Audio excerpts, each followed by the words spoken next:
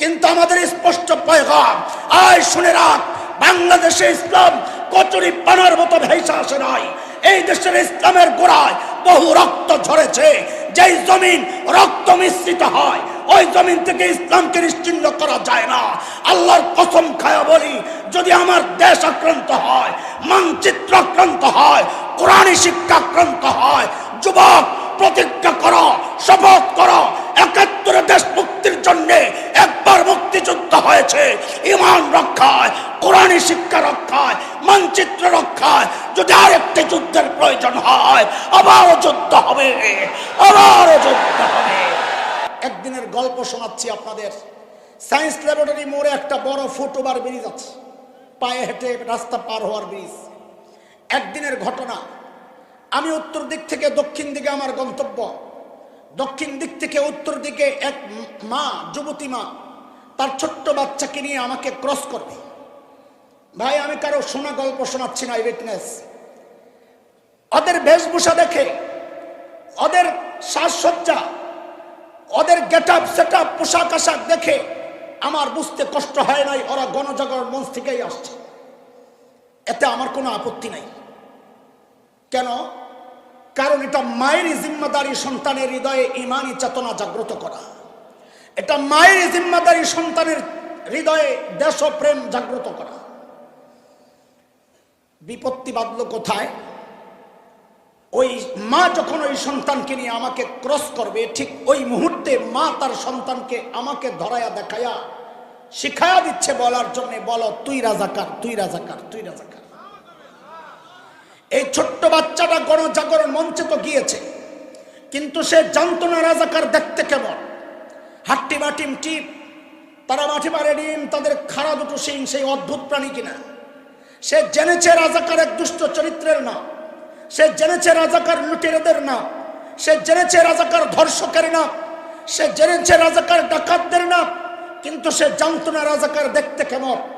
মা দেখায়া দিচ্ছে রাজাকার হচ্ছে এই দাড়িওয়ালা আর এই টুপিওয়ালা। এমন বহু উদাহরণ আপনাদের সামনে পেশ করা যাবে, রাত অনেক হয়ে যাবে।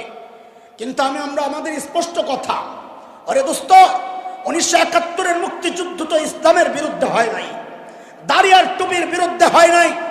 ৭১-এর মুক্তিযুদ্ধ ছিল মজলুমের প্রতিরোধ যুদ্ধ, জালেমের বিরুদ্ধে।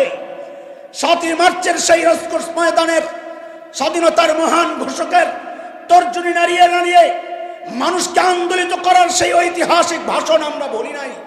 সেদিন তিনি বলেছিলেন, এবারের সংগ্রাম মুক্তির সংগ্রাম, রক্ত যখন দিয়েছে আরো দেব, এদেশকে মুক্ত করে ছাড়বো ইনশাআল্লাহ। স্বাধীনতার মহান ঘোষক যেই মুক্তিযুদ্ধের ডাক ইনশাআল্লাহ বলে দিয়েছেন, ওই মুক্তিযুদ্ধ তো ইসলামের বিরুদ্ধে হতে পারে না। আমার কাছে পিকচার আছে, বহু মুক্তিযোদ্ধা কোরআনে হাত রাখা শপথ করে তারপর অভিযানে বের হয়েছে। আমরা ইতিহাস থেকে জেনেছি বহু মুক্তিযোদ্ধা অভিযানে বের হওয়ার আগে 2 রাকাত সালাতুল হাজত পরে বের হয়েছে। আপনি যান আগারগাঁয়ে মুক্তিযুদ্ধ জাদুঘরে যায় দেখেন, এখনো বহু পোস্টার সাঁটানো আছে, যেখানে দেখেছি আমরা রাজাকার যারা তখন ধরা পড়েছিল, অধিকাংশ রাজাকারের মুখে দাড়ি নাই, মাথায় টুপি নাই। আমরা গর্বের সাথে কয়েক বছর আগে লক্ষ্য করেছি এক সংগঠন মুক্তিযোদ্ধাদেরকে সম্মাননা ক্রেস্ট দিয়েছিল। আমরা গর্বের সাথে লক্ষ্য করেছি সেই মুক্তিযোদ্ধাদের অধিকাংশের মুখে দাড়ি, মাথায় টুপি। আমরা গত সরকারের টার্মেও দেখেছি মুক্তিযুদ্ধ মন্ত্রণালয়ের যে মহান মন্ত্রী ছিলেন আকুমা মুজাম্মেল হক সাহেব, আমরা দেখেছি তারও মুখে দাড়ি, মাথায় টুপি। তাইলে আমাদের জিজ্ঞাসা, এরা কারা যারা মুক্তিযুদ্ধকে ইসলামের বিরুদ্ধে দাঁড় করাতে চায়? এরা কারা যারা মুক্তিযুদ্ধকে দাড়ি আর টুপির বিরুদ্ধে দাঁড় করাতে চায়? আমাদের স্পষ্ট কথা, লুকোচুরির কিচ্ছু নাই। এর সাথে না আওয়ামী লীগের সম্পর্ক, না বিএনপি কোন জামাতের দলের সম্পর্ক, না সরকার না বিরোধী দল কারো সম্পর্ক। এরা হচ্ছে নব্য আবু জাহেল। ওই জোহের আবু জাহেলরা ডাইরেক্ট বলতো, লা তাসমাউ লিহাযাল কুরআন ওয়ালগাউ ফি, কোরআন শুনবা না, কাউকে শুনতে দিবা না। শয়তান বড় বাটপার।